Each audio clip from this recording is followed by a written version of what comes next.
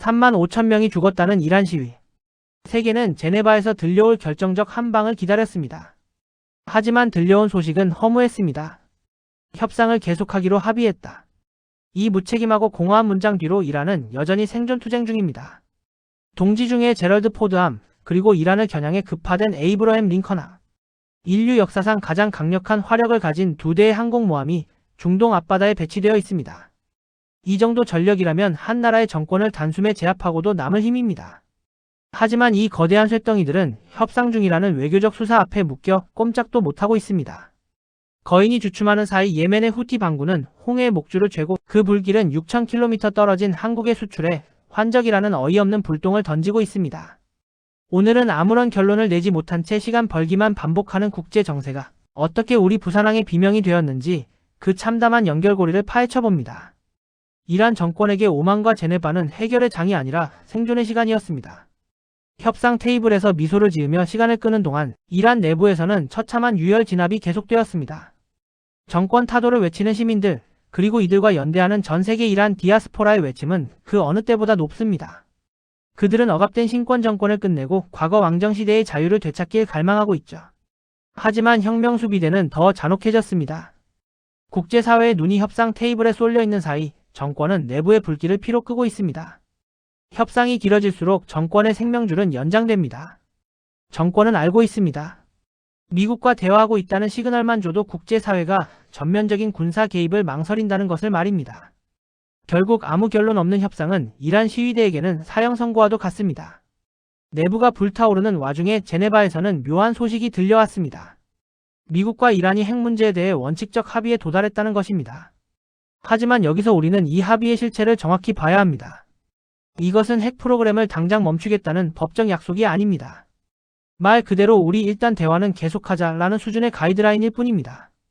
이 모호한 합의는 이란 정권에 시간이라는 최고의 선물을 안겨주었습니다. 외부의 군사적 압력을 일단 완화하면서 내부 진압에 집중할 명분을 얻은 것이죠. 미국 역시 고민이 깊습니다.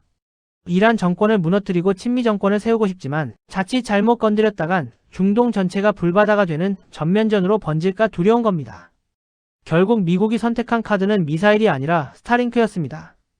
인터넷을 끊고 국민의 눈과 귀를 막으려는 이란 정권에 대항해 우주에서 쏟아지는 위성신호로 시위대의 스마트폰을 깨우는 것.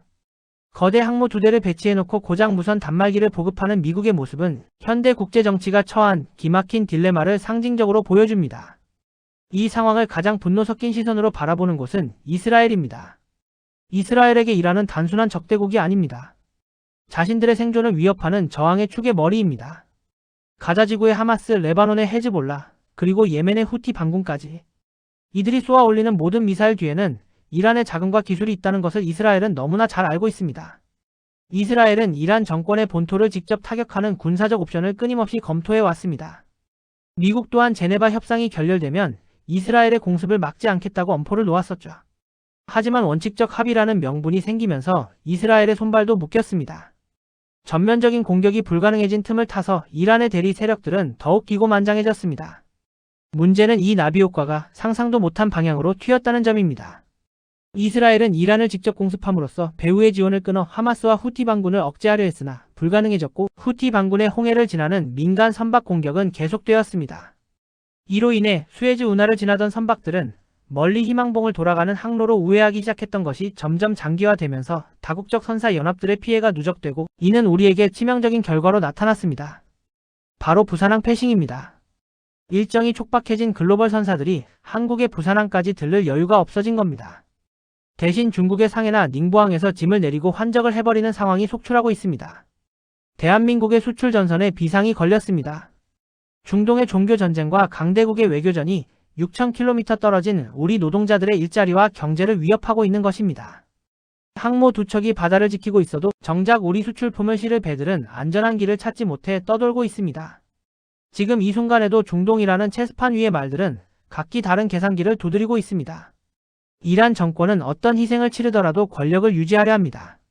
내부 시위는 폭력으로 누르고 국제사회와는 협상 중이라는 연기를 하며 시간을 법니다.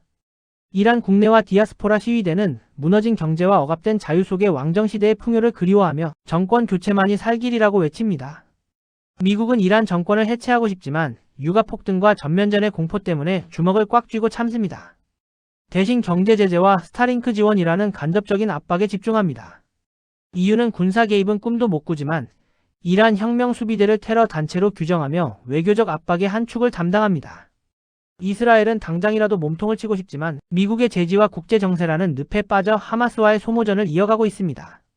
정권의 안정을 바라는 자들과 정권의 몰락을 바라는 자들, 핵 합의라는 종이 한 장과 항모에 가공할 화력. 이 모든 것이 복합적으로 맞물려 이란 정세는 한 치 앞도 내다볼 수 없는 안개 속으로 빠져들고 있습니다.